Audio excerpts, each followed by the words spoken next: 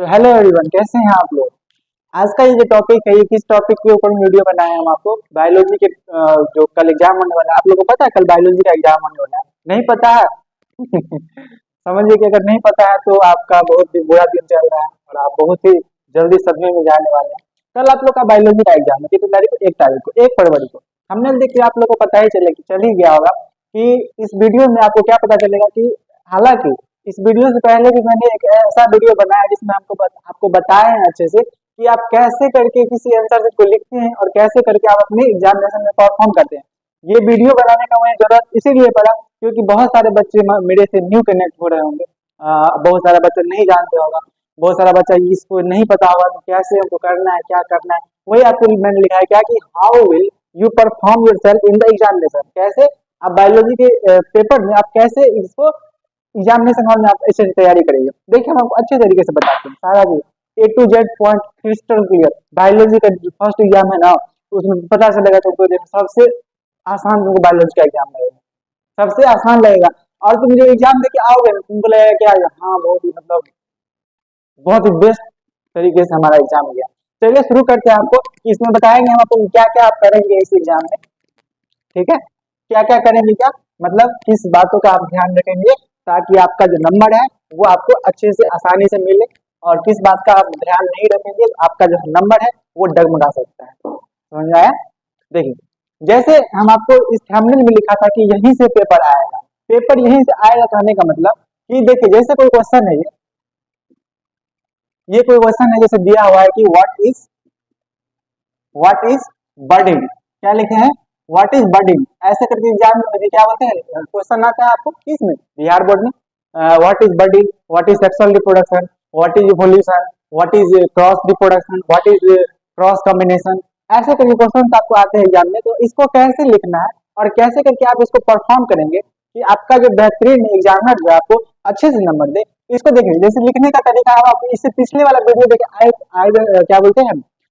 अगर पिछले वाला वीडियो अगर आप नहीं देखे हैं तो हम आपको आई बटन में आपको इसका लिंक दे देंगे, या नहीं तो इसका डिस्क्रिप्शन में आपको लिंक दे देंगे, वहां से आप जाकर चेकआउट कर सकते हैं इस वीडियो को। क्या है जैसे कि हम यहाँ पे देखिए क्या ये सपोज करिए कि आपका ये नोटबुक है, इतना बड़ा दिया जाता है आपको लिखने के लिए। यहाँ पे ऐसे करके एक लाइन छोड़ा जाता है, इतना 1/4, और ऐसे करके यहाँ पे लाइन बनाया रहता है आपको लिखने के लिए। थोड़ा लंबा कॉपी रहता है, पता है ना, थोड़ा लंबा कॉपी रहता है।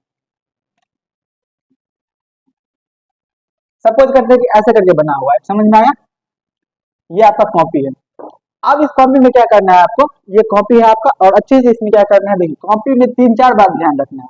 कॉपी में जब लिख रहे हैं आप तो 3-4 बात इसमें ध्यान देना। 3-4 बात कौन कौन बात में ध्यान देना है? सबसे पहला बात ध्यान देना है क्या कि अगर आप जैसे यहाँ पे लिख रहे हैं कि the process of formation of new organism from parent body in the sorry, जैसे हाँ देखिए यही गलती हम आपको बता रहे हैं कि जैसे यहाँ पे हम बाइक लिख रहे थे, यहाँ पे इन लिख दिए, अब यहाँ पे बाइक लिखे फिर से। अब जो इन लिखे ये गलती होगा, इसको काटना नहीं है। क्या करना है? इसको काटना नहीं है। क्या करेंगे? यूं ही इसको छोड़ देंगे, जैसे ये लिखा ऐसे ही छोड़ देंगे इसको। समझ में आया? ऐसे ही छोड़ देंगे, इसलिए ऐसे इसीलिए छोड़ेंगे क्योंकि आपको पता होगा कि एग्जामिनर पॉइंट ऑफ एग्जामिनर का जैसे हम कॉपी चेक कर रहे हैं, हम ही कोई कॉपी चेक कर रहे हैं, तो वहां पे क्या होगा आपकी कॉपी पे ध्यान हमको वहीं पे जाएगा जहां पे गलती रहता है। कॉपी पे ध्यान वहीं पे जाएगा जहां पे गलती रहता है। तो क्या करना है आपको, इसको काटना नहीं, ऐसे ही छोड़ देना है। हम कैसे लिखना चाह रहे हैं बता रहे हैं आपको, अच्छे से रुकिए 1 मिनट, बस हम प्रोसेस बता रहे हैं आपको कि काटना नहीं, लिखने का तरीका हम आपको बता रहे हैं 1 मिनट में। ऐसे लिख दे। क्या सबसे पहला क्या गलती, सबसे पहला आप यहाँ पे पॉइंट वाइज करके लिख लेते हैं। सबसे पहला क्या कि काटना नहीं, काटना नहीं। दूसरा बात आपको क्या ध्यान में रखना है, पहला बात समझ में आया, दूसरा बात क्या ध्यान में रखना है, चलिए आपको इसको देख बताते हैं कैसे लिखना है। जैसे मान के चलते कि ये था एक ऐसे लाइन था। अब देखिए जैसे हमको क्या बोला कि बॉडी को डिफाइन करना है, क्या करना है, बॉडी को डिफाइन करना है। चलिए अब बॉडी को हम डिफाइन करते हैं। आपको पता है कि एग्जामिनेशन हॉल में आप ब्लू और ब्लैक दोनों पे क्या इस्तेमाल कर सकते हैं? गधो नहीं पता, पता हो तो यार, ब्लू और ब्लैक दोनों पे पेन का प्रयोग कर सकते हैं। तो लिखना कैसे है आपको, इसको देखिए जैसे यहाँ पे लिखा है बॉडी, आप यहाँ पे क्या करिएगा, आंसर नंबर 1 ऐसे करके ऊपर में लिखिएगा। अगर ये क्वेश्चन नंबर 1 है, आंसर नंबर 1 आप यहाँ पर ऊपर में लिखिएगा और इसको एक लाइन छोड़ के ऐसे अंडरलाइन कर दीजिए, ठीक है। आंसर नंबर 1 और उसको अंडरलाइन कर देना नीचे से इस अच्छे से, समझ में आ गया। अब क्या लिखा हुआ है, बडिंग, बडिंग को डिफाइन करना, क्या करना है, बडिंग को डिफाइन करना है। तो क्या करेंगे, यहाँ पे बडिंग लिखेंगे ब्लैक पेन से, बडिंग लिख देंगे और यहाँ पे इसको नीचे से अंडरलाइन करके यहाँ पे डबल डॉट लगा देंगे। क्या करेंगे, नीचे से अंडरलाइन करके डबल डॉट लगा दिए। अब क्या करेंगे, अब क्या करते हैं कि यहाँ पे लिखना हम चालू करते हैं, क्या क्या, द प्रोसेस, ब्लू पेन से लिखना है इसको, भाई ध्यान देना, ब्लू पेन से लिखना है, the process of formation of. आप देखिए ये हम यहाँ से क्यों लिखे और यहाँ से क्यों नहीं लिखे, क्योंकि आपका लाइन तो यहाँ शुरू हो रहा है, यहाँ से हम क्यों लिखे, क्योंकि आपको एग्जामिनर को ये बात को पॉइंट ऑफ हाईलाइट करना, क्या करना है, ये एग्जामिनर को पॉइंट को हाईलाइट करना, क्या, या ताकि ये जो हेडिंग दी है आप इसको वो अच्छे से देख पाए, समझ में आए, उसको एक कोई गड़बड़ी नहीं होना चाहिए उनको कॉपी देखने में, ठीक है ना। हाँ, यहाँ पे इसको ऐसे करके लिख दिए।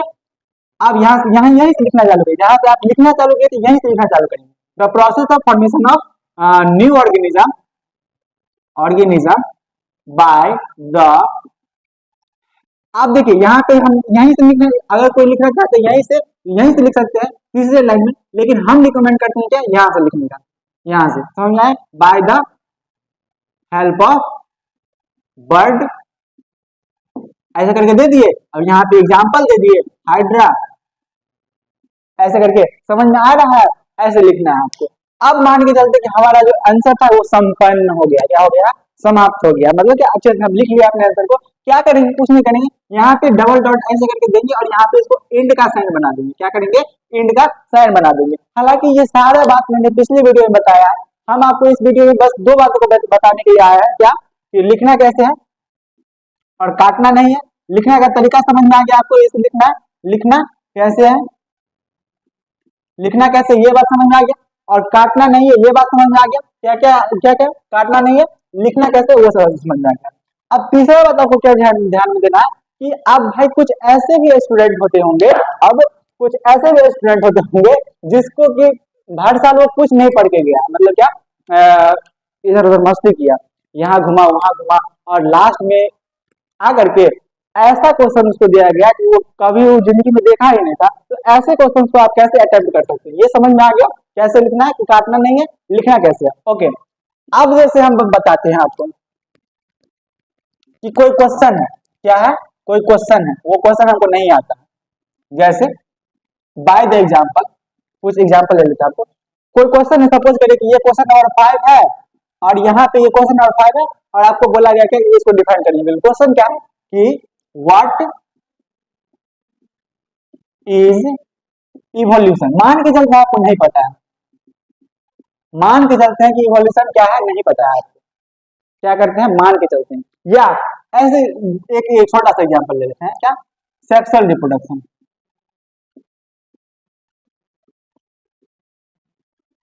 मान के चलते हैं आपको कि सेक्सुअल रिप्रोडक्शन नहीं आता, हालांकि ये ऐसा टाइप में कि सबको आते रहते हैं, ठीक है। मान के चलते हैं कि हम आपको नहीं आता सेक्सुअल रिप्रोडक्शन, मान के चलते, लेटर सपोज दैट आप लोग बायोलॉजी के स्टूडेंट है, लेकिन 1 मिनट के लिए मान के चलिए कि मैथ का स्टूडेंट, ठीक है, मान लीजिए कि एक्स का वैल्यू ये है, ठीक है, यहाँ पे एक्स नहीं मानना है, ठीक है। व्हाट इज सेक्सुअल रिप्रोडक्शन, हमको नहीं आता ये क्वेश्चन नहीं आता, यहाँ पे ऐसे करके लाइन दिया और फिर से लाइन बनाना पड़ता है, नहीं डिजिटल बोर्ड में आता तो अच्छे से बता देते कैसे कैसे करके, लाइन कॉपी ही ले आते, नहीं कॉपी ही दिखाते, बस उसको लिखना रहता है, हमको बार बार बनाना पड़ता है। चलिए कोई बात नहीं, बहुत जल्द ले, जैसे ये लाइन है, अब यहाँ पे सेक्सुअल रिप्रोडक्शन हमको लिखना है, हमको ये क्वेश्चन नहीं आता है, क्या करता है, क्वेश्चन नहीं आता है, चलिए लिख दिया ऐसे करके, सेक्सुअल रिप्रोडक्शन, सेक्सुअल रिप्रोडक्शन लिख के अंडरलाइन कर दिया, ब्लैक पेन से लिख रहे हैं, ध्यान दीजिएगा, हम जितना चीज लिख रहे जिसमें 2 मार्कर हम लाए हैं, ब्लैक और ब्लू, ठीक है। आप लोग को एग्जाम में भी क्या दिया जाएगा, ब्लैक और ब्लू पेन दिया नहीं जाएगा, लेके जाइएगा आप लोग, ठीक है, ठीक है नहीं, ठीक है।